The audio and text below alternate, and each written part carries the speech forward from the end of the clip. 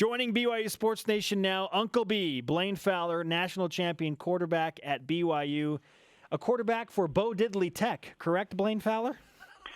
Well, if you listen to Brian Gumble, remember, Brian Gumble, after he said that, we're like, Brian Gumble, and we looked it up, and he went to Bates College. What's he talking about? Exactly. Take that, Bryant. What's he talking about? I don't even get it. Yeah, also Barry Switzer. I learned something over the weekend. I'm trying to remember the particulars, but there was like a ditch or a water canal somewhere in like Midvale, Utah, named the Switzer Canal or something. Oh, my goodness. Because of what he said. Yeah, we took it personally. Washington was talking a lot of junk after that season, too. Like, hey, we should have been number one. The good news is we got to play them the next year. And, I mean, it's spanked too strong a word because we just spanked them right out of the facility. And I like that. Like, okay. And they had almost everybody back, and we had almost everybody back. So we put that one to rest. I never heard Washington talk anymore. I wish we could have played Oklahoma. 31-3. In 85. Yeah. And it wasn't even that close. It was a thrashing. The energy that Blaine Fowler is bringing right now is fantastic. Dare I say elite. And we're going to the Twitter question, hoping for some of that same fiery opinion. What are the most exciting 2 minutes from BYU sports in the past year, Blaine? So my opinion is the last 2 minutes of the Gonzaga basketball game up at third place. And not the whole thing, the way it was set up, I kept asking myself the whole game, how are they doing this without Tyler Haws playing great? And remember, Tyler only had 10 in that game. And I'm thinking, this is the best team effort I've seen all year. Holy cow, they're playing defense. What is going on? Kafusi is emerging. He's a force defensively. He's causing them problems. Can they hang on? And so that last 2 minutes, when they do hang on and win that thing 73-70, I mean, that's one of the games where I just took a huge deep breath as soon as the game was over. I reach up, put my hand on my forehead, and I'm sweating. I'm going, okay, that's what it's all about right there. That was a great game, and for them to hold on in a great last 2 minutes, and for that team to do that, there's a big monkey on their backs to try to win up there. They haven't done it, right? So to me, that was my favorite game of this past season, and my favorite 2 minutes was the last 2 minutes when they hung on to win that thing 73-7. Yeah, that one's real close for me. I picked Texas in the third quarter when BYU scored in 2.5 minutes. They scored two touchdowns to put it out of reach. Taysom Hill, the leap was fantastic. The perceived replacement for Taysom Hill, Tanner Mangum, got home from his mission last week, Blaine, and we've been thinking about the 2016 schedule and talked about it last week on the show. Is it too tough, in your opinion? It's for somebody that's hopefully going to be playing as a full-time starter their first time, because the last thing we want to have happen is for Tanner Mangum to have to play this year. We want him to play. We want him to play like Bradley Van Pelt and the way that Sonny Lubick was able to manage his quarterbacks during their really good run, where they'd have a really good senior quarterback and they'd have a freshman that would come in and they'd play him just a little bit. He gave him significant minutes. He'd play him in the second quarter or in the third quarter. He'd give him a drive here and there to bring them along. They did that with Holland as well, so that when those guys played as sophomores, they had significant time, but the weight of the world wasn't on their shoulders as a starter. That's what I want from Mangum this year. I want Taysom to stay healthy and Mangum be able to just kind of come along, because the last thing BYU wants is for him to have to start all year. That could be miserable for him and miserable for fans. So if they can do that, if they can bring him along that way, then I don't know. It's a tough schedule. When I look at that 16 schedule with a sophomore quarterback potentially, if that's one of those seasons where if they win 9 games, you got to jump up and down and be really excited, maybe even 8. Because I don't take 7. The beginning of that schedule is. We talk about this year, like the first 4 games this year. How about Arizona in Glendale, then at Utah? Oh, there's not going to be any emotion in that one. and then UCLA at home, and UCLA's just got it rolling right now. You know, they're a top 10 team going into this season. It's not going to drop off in 2016. And then West Virginia in a big-time stadium back at FedEx Field. Then at Michigan State. Michigan State's been really good. That's a program, and then Mississippi State at home. So and then at Boise State. Yeah, at Boise State. And Cincinnati's no slouch, right? And then then a break is UMass at home, right? And so that schedule everybody's talking about 2015, and I know, hey, we got to take it one season at a time, one game. Well, we're not coaches, so we can look forward. 2016 will be, without question, the most difficult schedule that BYU has ever played.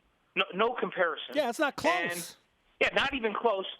And Taysom Hill is not going to be coming back to be the starter. So maybe it is a little much. Maybe it's a little much. Wait, I don't. Should BYU redshirt Taysom Hill this year to prepare for 2016? No one's thought of this. It would help, but I don't think he doesn't have any left, does he? Oh. I don't think he has any left. That would be nice. Well, so, that's a lot to ask for a sophomore quarterback. Sure, he probably doesn't. And here's the tough thing. We talk about Mangum, and he's I've watched him on film a bunch.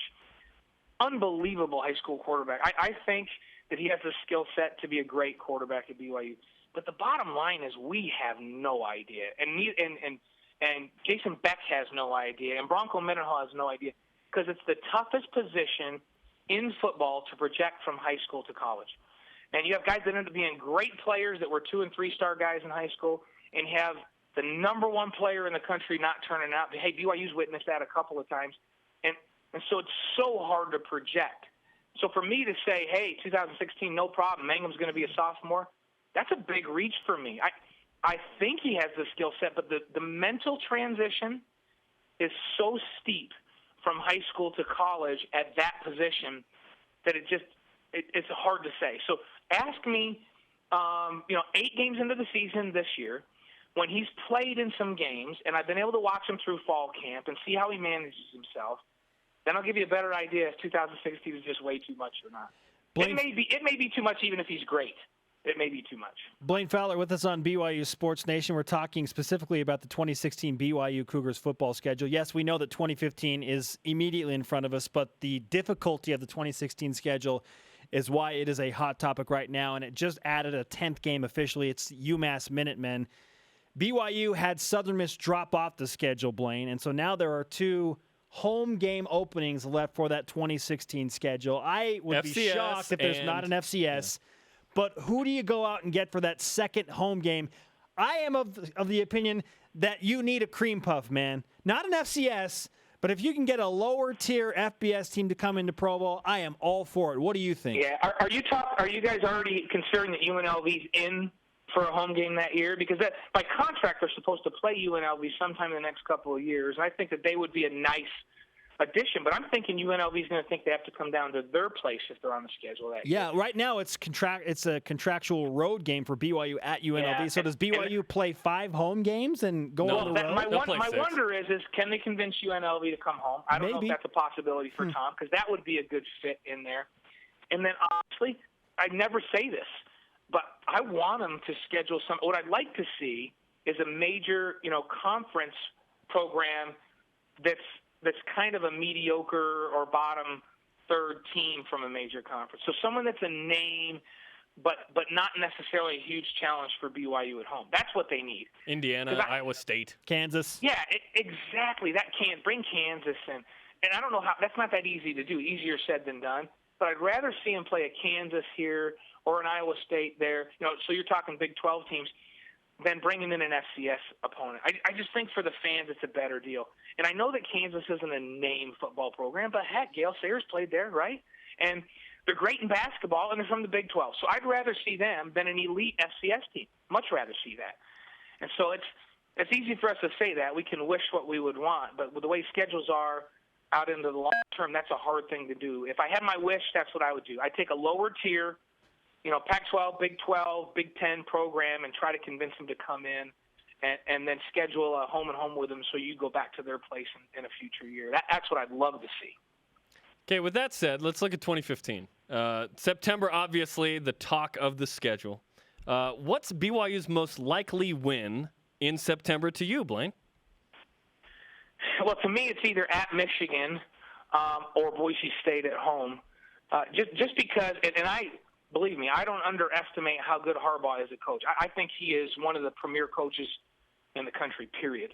But I think that he's got to kind of change a mentality there. It's not like Urban Meyer when he took over Ohio State and they'd had multiple top 10 recruiting classes. Isn't it convenient for Urban that every time he takes over a program, It's a program that's been losing games but recruiting unbelievably well, including Utah. I mean, Ron McBride left the cupboard full for him. But I think that Harbaugh's taken over Michigan, where their recruiting's been down the last couple of years. They've been losing guys to Michigan State and to Ohio State. So I think he's got to get his kind of players. I think they'll be better this year, but it's a 2-year deal for him. And then I think they're going to be really, really good after that. So I think that's a possibility there. That one's a possibility. Nebraska a little tougher at their place. UCLA is supposed to be a top 10 program this year, even though they don't have Hundley back.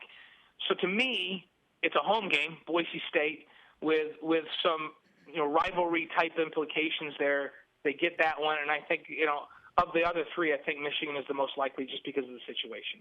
I like the fire that BYU is going to have in their minds and hearts going against Boise State at home. I mean, they haven't forgotten about that blowout loss last year. Blaine, great stuff. Always nice to talk to you. And you are certainly a part of a national championship squad. And Greg, or Bryant Gumbel, I should say, can take his Bo Diddley Tech and go jump off a cliff. And I'm not. Am I right? Did he go to Bates College? Where did he go? Didn't he go to Bates College? I don't even in Maine or something like that. I'm looking at somebody's gonna have to check my facts. But for some reason, I remember he went to some tiny school in Maine. So I thought, well, he went to Bates College. Bates College. Nailed it. Yeah. Okay. Yeah. You know what? Okay. You know what, Brian Gumbel? Go back to Bates College and talk go about Bo up Diddley to Tech Maine and catch some lobsters and leave us alone. Yeah, we're not bitter at all 31 years later, are we? No, not at all. Not at all. No, not at all. Blaine, great to talk to you. Good to talk to you guys. Talk to you later.